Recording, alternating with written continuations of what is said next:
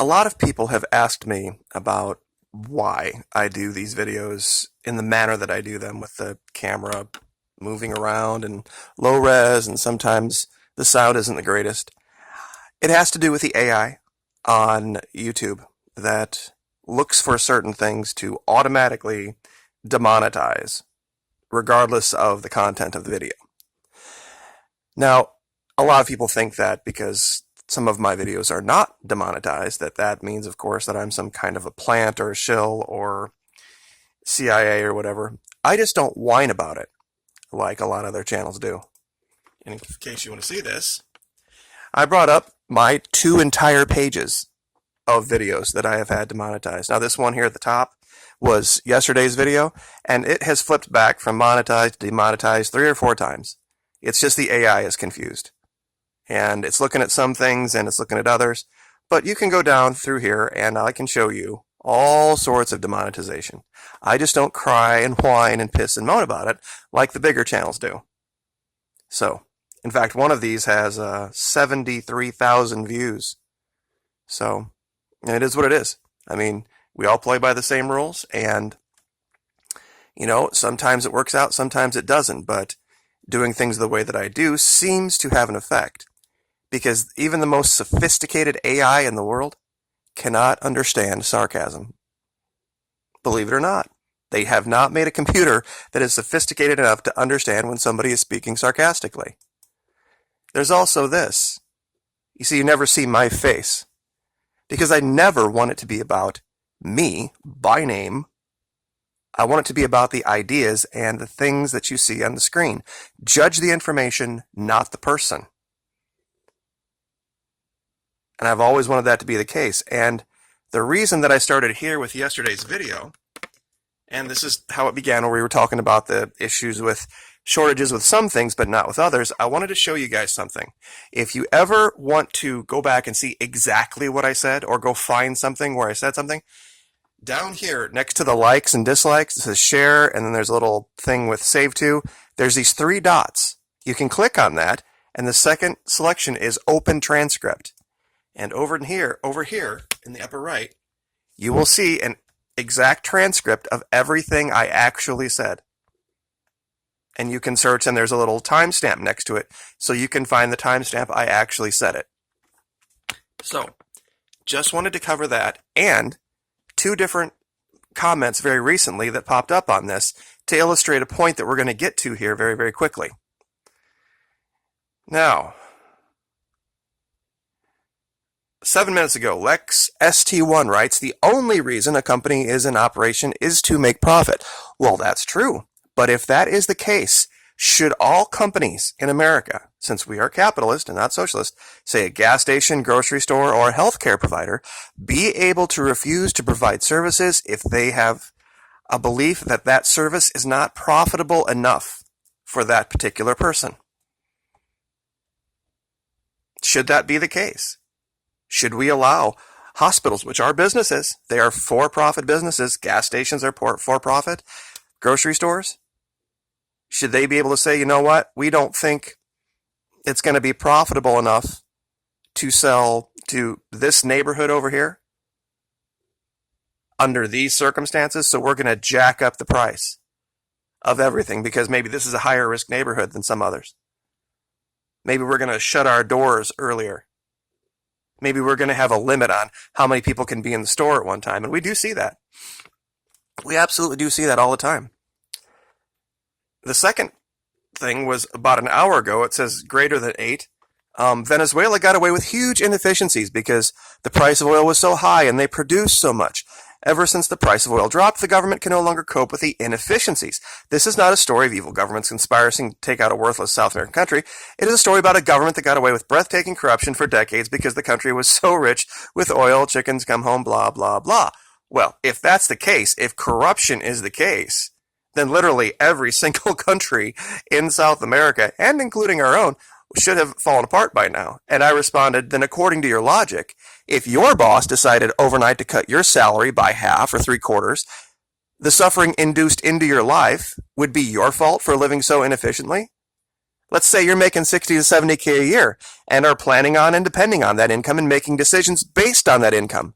Then out of nowhere, with no historical precedent whatsoever, you are forced to deal with dropping to $20,000 a year almost overnight, caused by forces outside your control. Is that your fault? You see, what happened in 2014, that wasn't a little bit of a hiccup in the price of oil. It was a massive drop overnight against all historical precedent, and it did nearly bankrupt almost 24 countries around the world. The difference is those countries were able to go to banks and get loans to carry them through. Venezuela was sanctioned. So I just wanted to cover that. Now, talking about this picture here, how many people go to the store and buy something based on a specific brand name? I buy this brand name thing because it's better than the generic version. In a lot of cases it is. Absolutely, totally agree with that, but in a lot of cases it is not.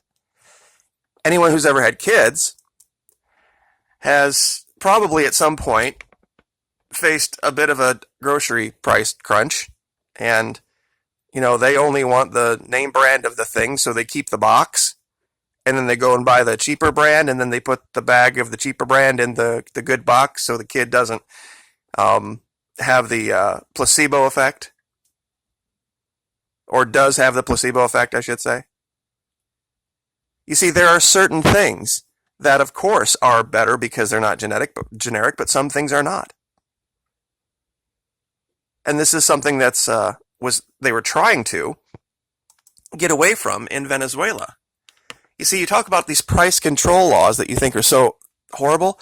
They are only on about 50 basic staples. 50 basic things that people buy.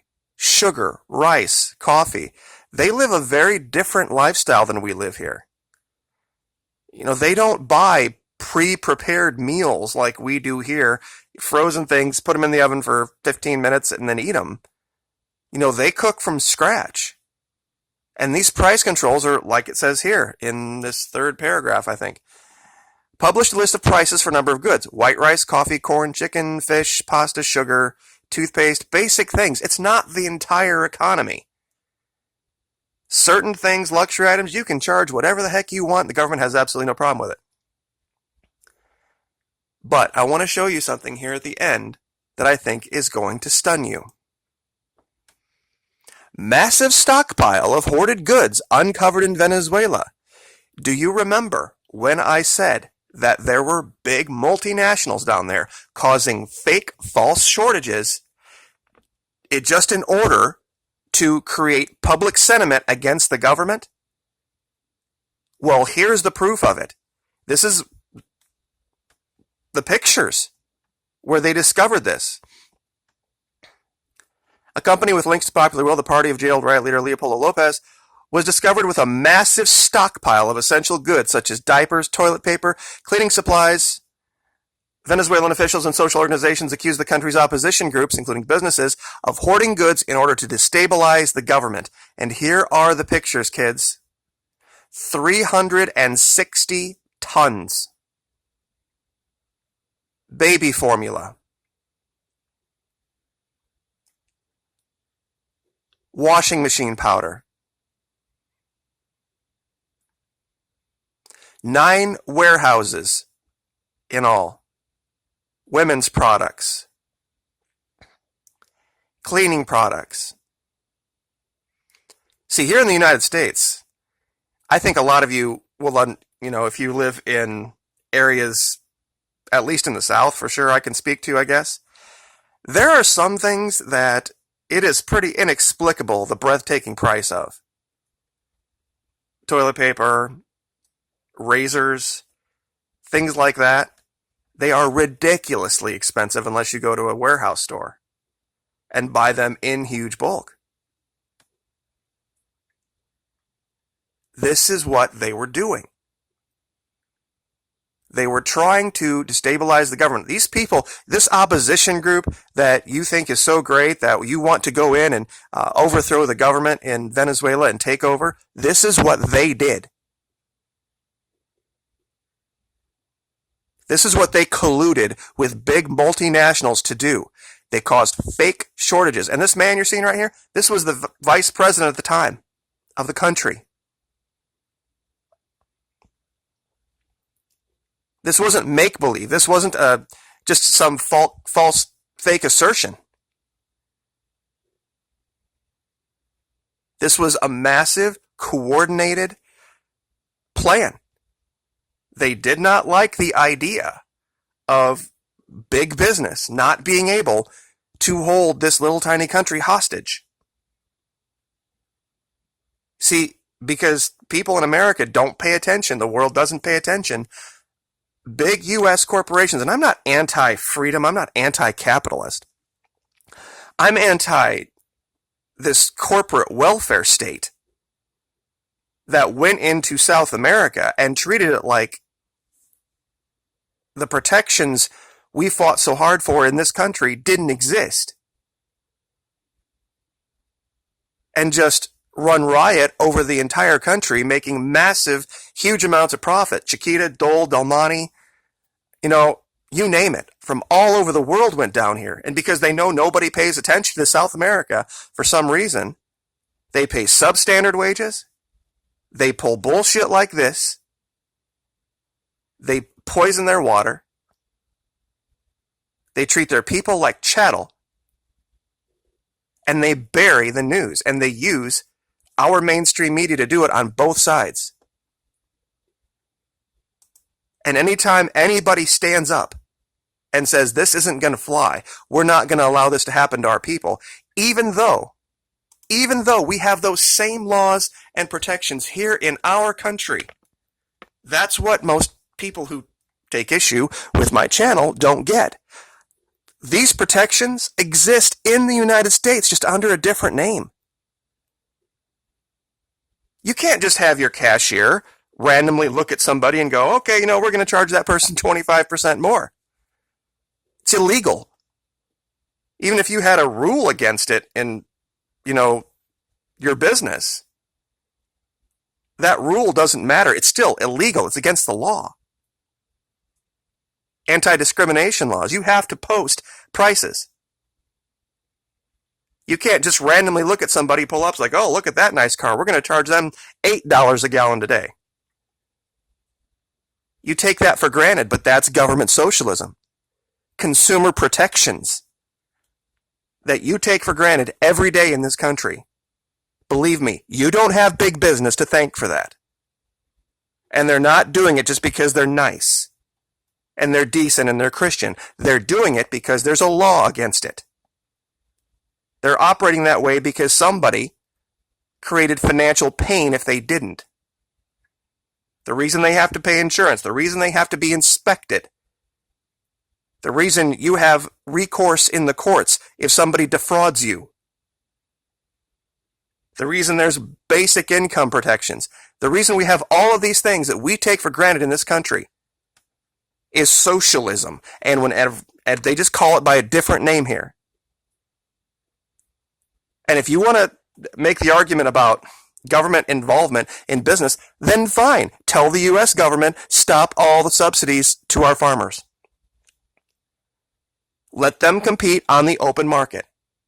No more corn subsidies, no more wheat subsidies, no more soy subsidies, no more sorghum, sugar, none of that. No more subsidies for any U.S.-based agriculture at all. Let them compete in the free market. And I'm sure most of you would be against that, and you'd whine about China being a currency manipulator and the lack of our leadership's ability to call them such. And that gets into a circular argument about the administration that we're not going to go down. But point being, you cannot have hyper-predatory capitalism.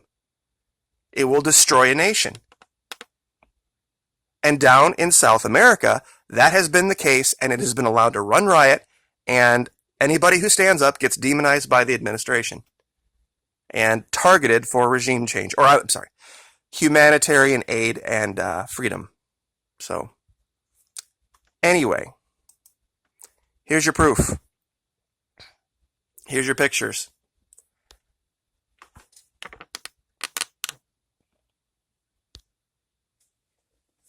That's the shortages right there. This is just one of 6 warehouses full of goods that big multinational grocery chains withheld to cause political unrest so that they could get a pro big business person in charge so that they could jack up prices and continue their predatory capitalist ways. And like I said, I'll link this. In fact, I'll do the reason I do the Patreon thing is because there's certain links that for some reason YouTube doesn't like. And if you think it's just right-wing stuff, TELE-SUR is not right-wing. So we'll leave it there. Have a great weekend. Like, share, subscribe.